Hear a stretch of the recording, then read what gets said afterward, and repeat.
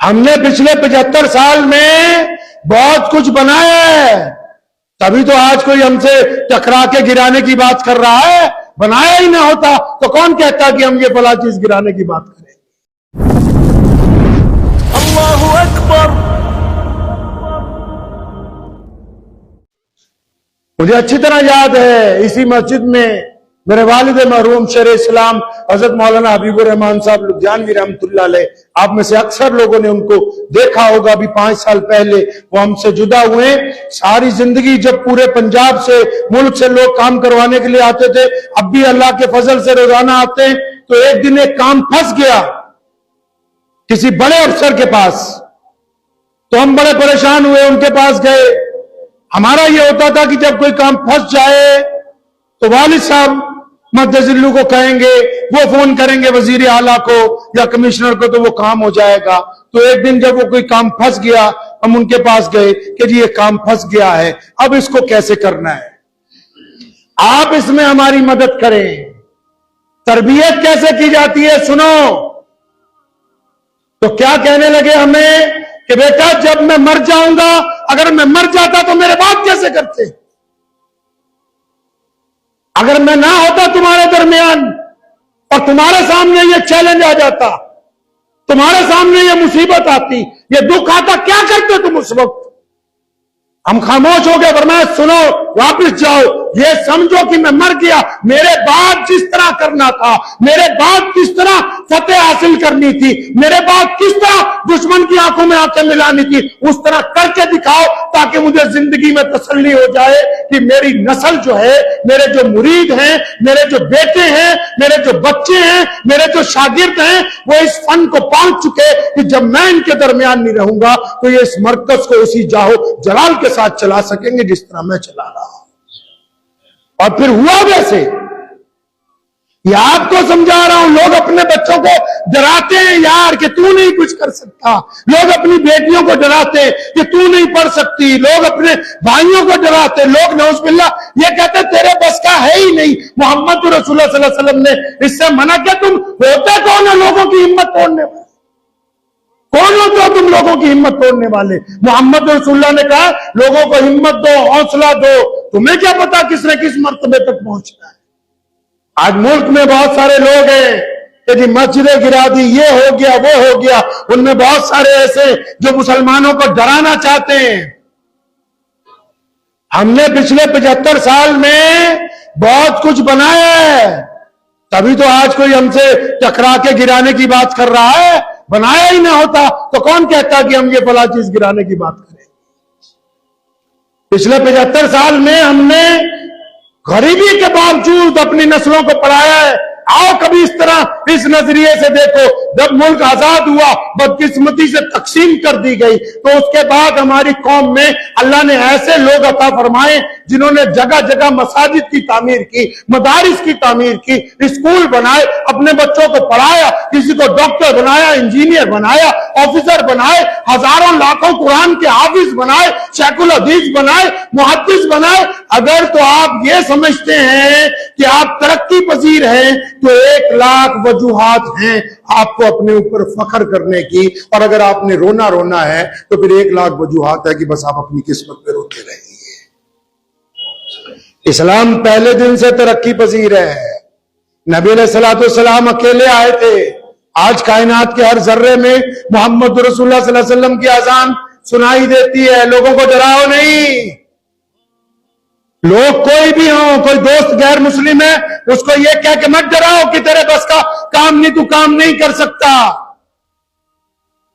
ईमानदार वो होता है। मुसलमान क्यों हर वक्त अल्लाह का शुक्र अदा करता। कोई हमसे मशवरा भी मांगेगा, हम ईमानदारी से मशवरा देते हैं। मशवरा चाहे हमारा हिंदू भाई मांग ले, सिख मांग ले, ईसाई मांग ले, जैनी मांग ले, बोधी मांग ले, हम कभी झूठ बोल के उसको मशवरा नहीं देते। क्यों? क्योंकि हमारे नबी अलैहिस्सलाम ने हमें समझाया कि हम लोगों को डराने के लिए नहीं आए, उनको खुशखबरी सुनाने के लिए आए, हम गिरतों को उठाने के लिए आए हैं, हम पसमानदा लोगों को अपनी छाती से लगाने के लिए आए, हम कंधे से कंधा जोड़कर चलने वाली कौम है।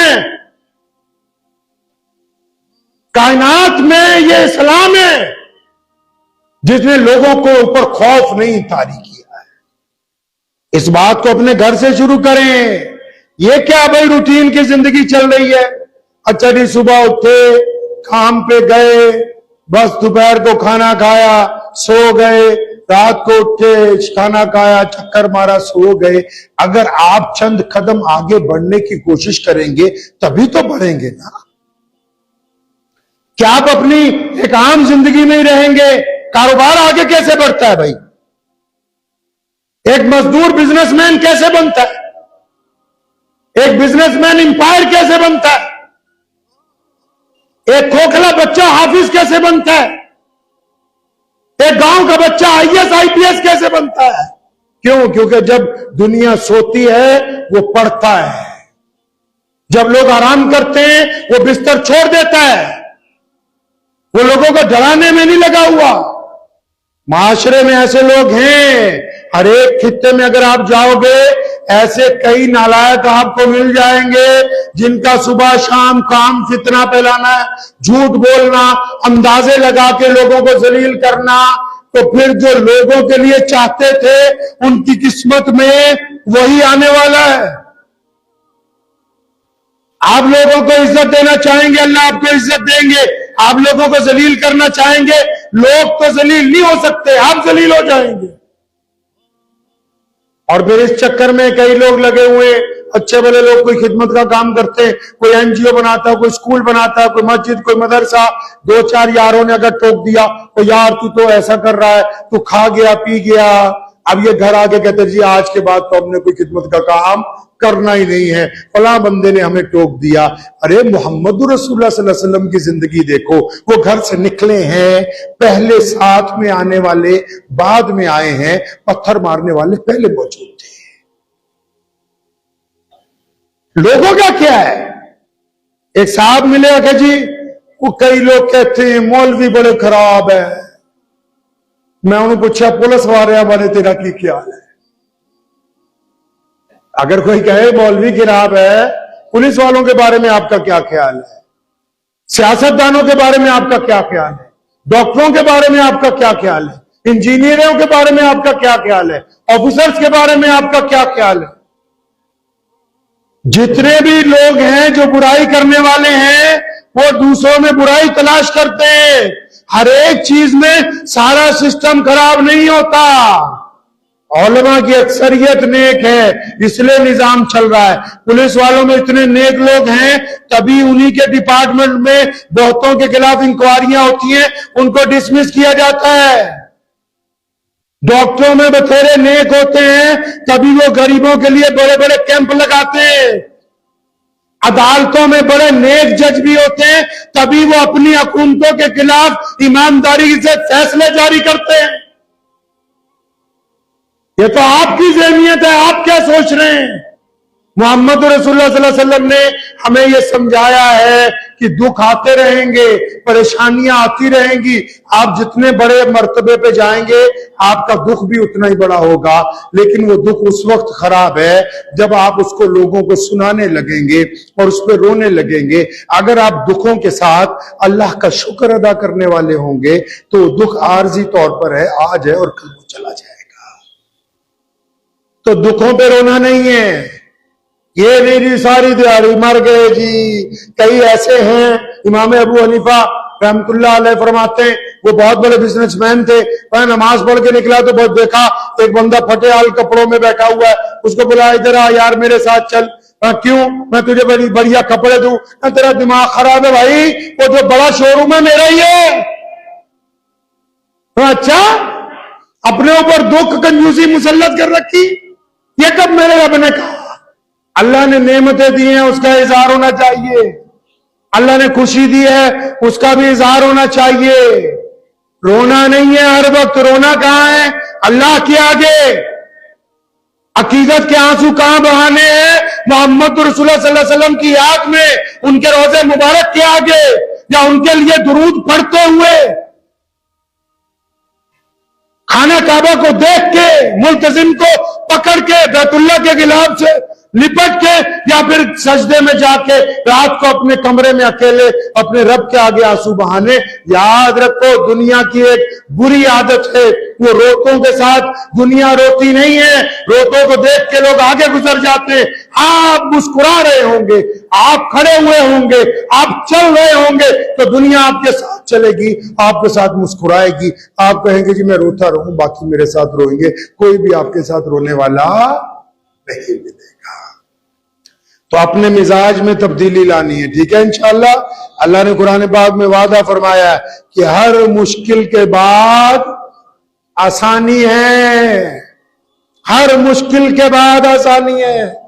ये कैसे आप यकीन करके बैठ गए कि बस एंड आ गया, यहीं पर मेरा काम खत्म है, मैं इससे आगे बढ़ने वाला नहीं हूं? नहीं, आप कोशिश जारी रखें, आप कोशिश जारी रखें।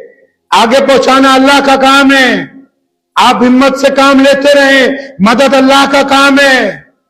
आप कारोबार में लगे रहें, बरकत अल्लाह का काम है। आप पौधे को पानी देते रहें, फल लगाना अल्लाह का काम है। आप दवाई खाते रहें, सेहत देना अल्लाह का काम है। लेकिन यकीन अपने रब के ऊपर कामिल होना चाहिए, अपने रब पे कामिल यकीन होना चाहिए। और याद रखो आखिरी बात, इसको पल्ले बांध लीजिए कि जो बोना है वो काटना है। लोगों के लिए अगर मुश्किलात खड़ी करोगे, लोगों के लिए कह रहा हूं, ये नहीं कि मुसलमानों के लिए, किसी नाजायज तरीके से पड़ोसी हिंदू हो, सिख हो, कोई हो, लोगों के लिए अगर मुश्किलात खड़ी करोगे, आपके लिए मुश्किलात खड़ी होंगी।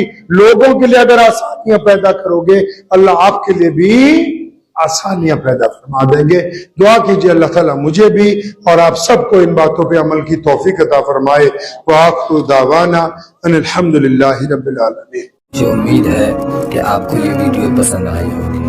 अगर पसंद आई हो तो ये आप अपने दोस्तों के साथ शेयर करें और इस चैनल को सब्सक्राइब जरूर करें।